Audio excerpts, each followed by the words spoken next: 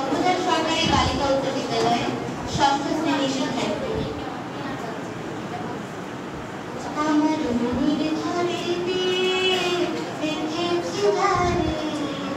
মনির ঘরেতে দেখেছি গানে, জাহানের বাদশাহ নবী কামলিওয়ালা রে, জাহানের বাদশাহ নবী কামলিওয়ালা রে, আমার মনির ঘরেতে